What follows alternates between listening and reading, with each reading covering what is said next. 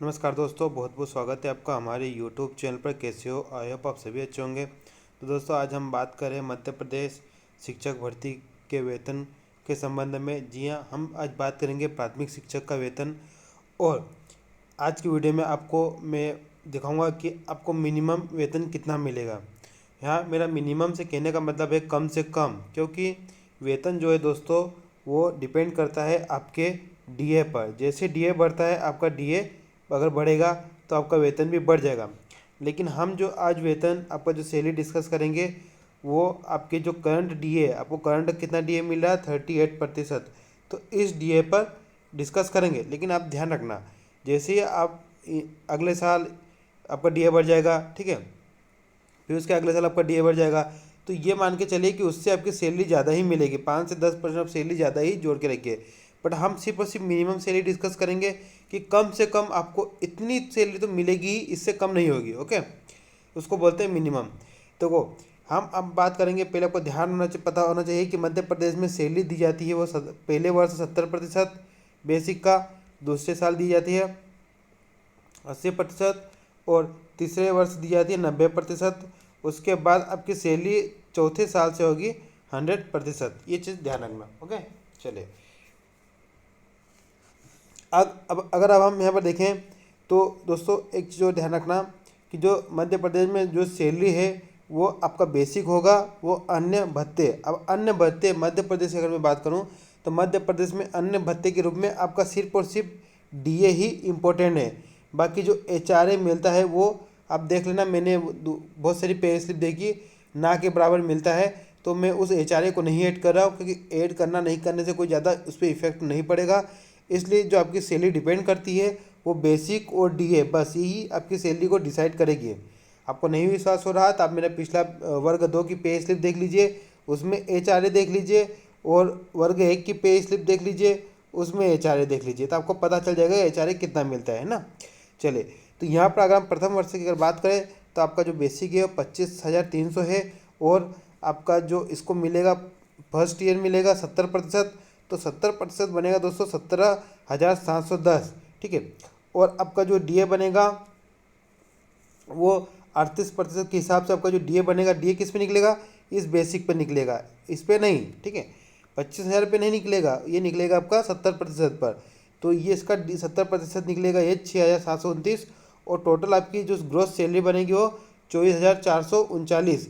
लेकिन आपको पता होना चाहिए कि आपका एनपीएस भी कटेगा। तो अब देखिए, डिडक्शन 2-3 तरह के होते हैं, लेकिन जो दूसरे डिडक्शन होते हैं वो उतना फ़र्क नहीं पड़ेगा। मैं वही बात बता रहा हूँ, जो मेजर डिडक्शन है वो है आपका एनपीएस। एनपीएस की ये जो कटौती है, ये सैलरी इन एंड सैलरी पर यही प्रभाव डालती है ना।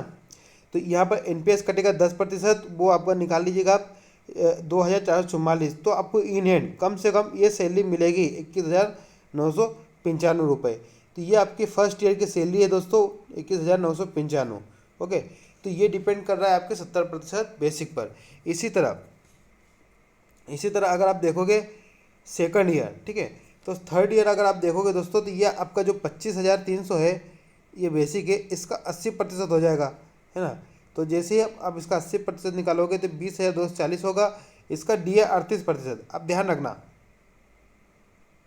ये सेकंड ईयर की मैं बात कर रहा हूँ, तो यहाँ आपका डीए बढ़ भी सकता है, ये आपका 42% भी हो सकता है, ठीक है, ये आपका 46% भी हो सकता है। तो ये आप जब होगा तब आप इसे काउंट कर लीजिएगा। लेकिन अभी हम 38% ही ले रहे हैं, क्योंकि हम मिनिमम सैलरी की बात कर रहे हैं। तो 7,691 टोटल हो गया आपका 27,931।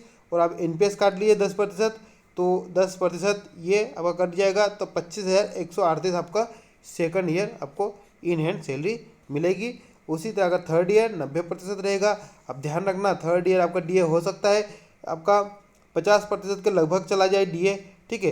तो ये आपकी सैलरी भी लगभग 10% डायरेक्ट बढ़ जाएगी। डीए पर डिपेंड करता है, मैं पहले आपको डिस्कस कर चुका हूँ, इसको लेकर कमेंट मत करना कि सर डीए बढ़ेगा कि नहीं बढ़ेगा। डीए बढ़ता है, ओके, डीए बढ़ेगा, इन फ्यूचर सरकार बढ़ाती है डीए। तो 90% इसका बेसिक कितना हुआ? तो 22,770 हुआ। फिर डीए हमने 38% ले लिया, अभी करंट डीए लिया है तो 8,652। तो टोटल हुआ आपका 31,442, और इसमें से 10% डीए घटा दो तो आपको इन हैंड 28,279 आपको इन हैंड सैलरी मिलेगी थर्ड ईयर में। अब दोस्तों फोर्थ ईयर जैसा ही चौथा साल शुरू होगा तब जाके आपका प्रोविज़न पीरियड जो है वो खत्म होगा, परीक्षा विधि अवधि खत्म हो जाएगी और आप रेगुलर हो जाओगे।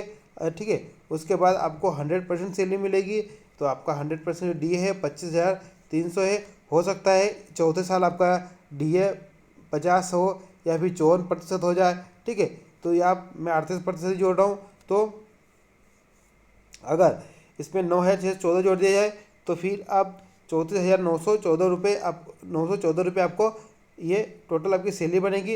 एनपीएस इतना कट जाएगा 10%, तो 31,432। ठीक है, तो दोस्तों ये मान के चलिए कि चौथे ईयर आपकी सैलरी 35,000 से तो प्लस ही जाएगी। ठीक है, ये ध्यान रखना, ये मिनिमम सैलरी है।